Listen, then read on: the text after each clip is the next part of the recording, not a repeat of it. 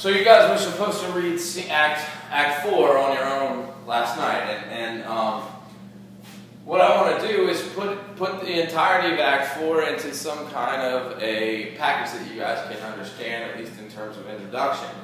If you think about the way that the acts in Shakespeare work, we talked about this a couple of times, you have Act 1 where Shakespeare works to introduce his characters and introduce the conflict. In Act 2 you have a series of tests that are set up to, that will all be worked out in Act 3. In Act 3 you have the working out of those tests, and Hamlet actually adds one more, and the added one of Polonius spying on Hamlet and Gertrude, just like he spied on Hamlet and Ophelia, results in Polonius' death. And Polonius' death is that point of no return that happens in Act 3. I mean, one of the things about Shakespeare and death and tragedies is that's what separates tragedies from comedies. In comedies, nobody dies, and there's conflict built up, and it just seems to dissolve in a funny, happy way. In a tragedy, it's the opposite. One person dies, and then that one person's death starts on a chain reaction of events that lead to the death of a bunch of people. In this case, that death is Polonius. And so what Act 4 does is it has two points. One is it needs to deal with that death.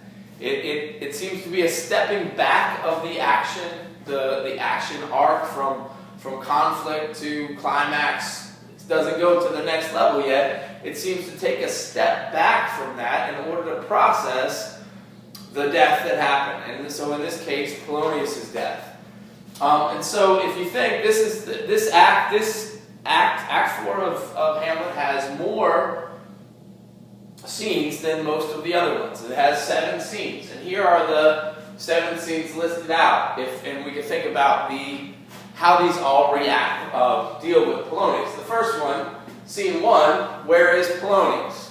Claudius and Gertrude and Rosencrantz and Guildenstern are looking for the body. Because what's happened is Hamlet, having killed Polonius, drags his body away and nobody knows where he's gone. So the first thing that Claudius and Gertrude need to do, they have to, especially Claudius, he has this scandal on his hands and he needs to deal with it. And he can't deal with it until the body is found and Hamlet is found. So Scene 2 is the second part of that idea. Rosencrantz and Guildenstern, who again are working as Claudius's minions, go to see Hamlet to ask him where the body is. And Hamlet, of course, plays games with them, not telling them exactly where he is and all that kind of stuff. In Scene 3, here is Polonius. Hamlet comes forward, he brings Polonius forward. There's a great witty kind of interaction of wordplay, Hamlet's typical wordplay, back and forth with Claudius about exactly where the body is and all of that kind of stuff. But the outcome of this is, number one, and this both happens in Scene 3, number one, Hamlet has to leave.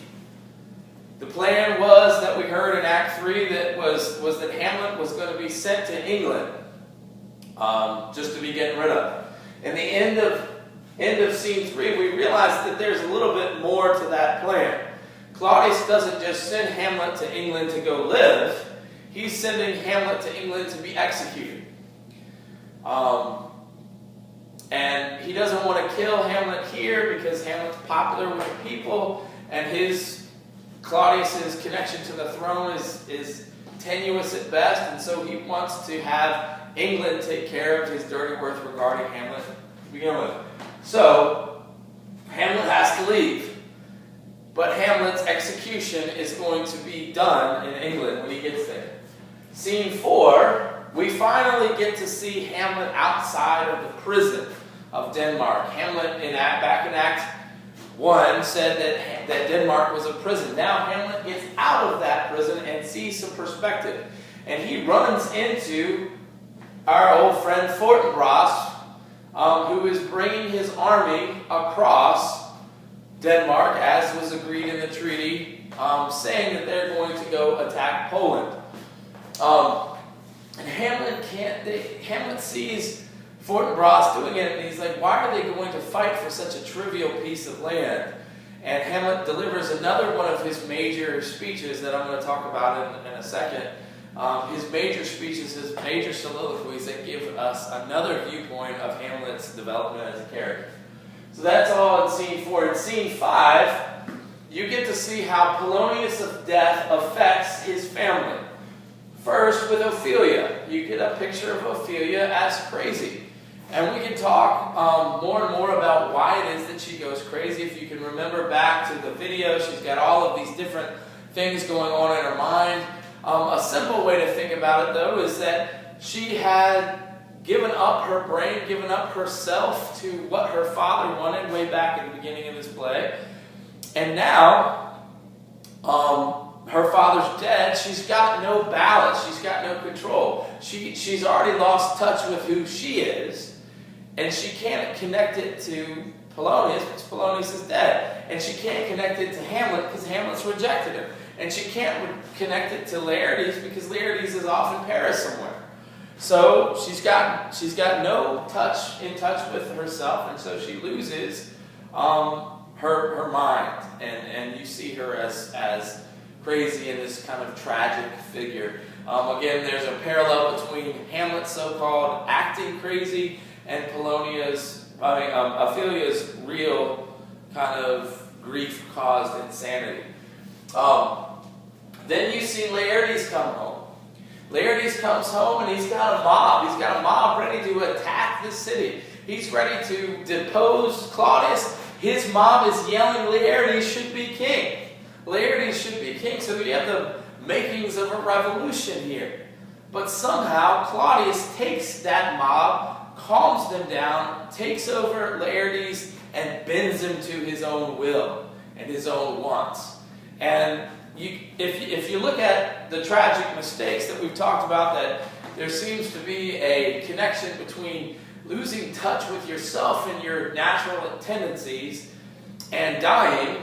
This is where Laertes does that. His natural tendency, he's got a mob, he could do it. He could attack the city, he could become king, but he allows himself to be bent to Claudius' will. And so in scene 7, you see Claudius turning Laertes to his own will, and then using Laertes to kill Hamlet. Because in the meantime, in scene 6, we saw Hamlet has escaped from certain death and is now on his way back to Denmark for this great showdown that's set up in Act 5. So we look at the way that Act 4 deals with the problem of Polonius' death from Act 3 and starts to set up the showdown of Act 5. Hamlet's return. He's been gone. He needs to come back. He's going to deal with the problems that are going on around him. So he's returning to do that. And then the deal with Laertes and Claudius. All right. So, Laertes and Claudius, both of them want Hamlet dead. They're going to use each other to get that to be. There's going to be a 3-part plan.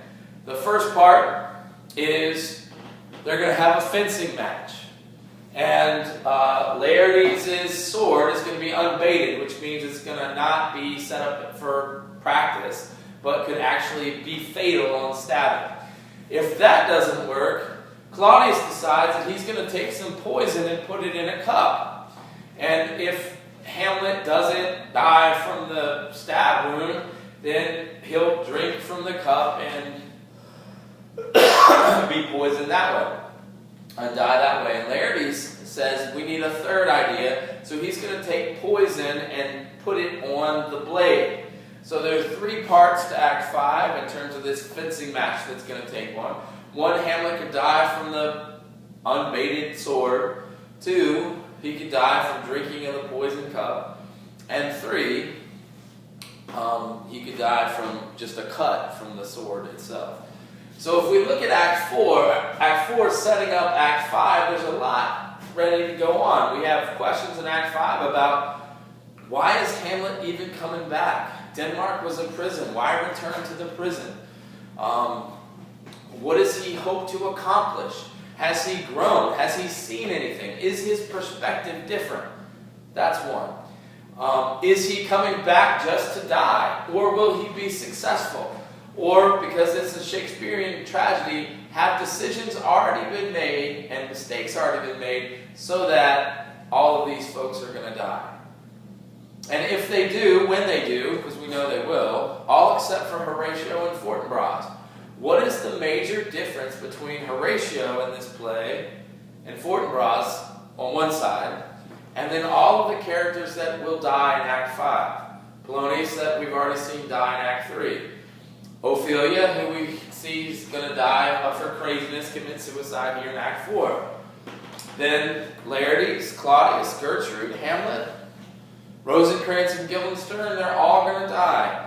What is the connection that they have to die in the play, as opposed to Horatio and Fortinbras, who seem to win? If survival is the key in a tragedy in terms of living rightly, what can we learn from those differences?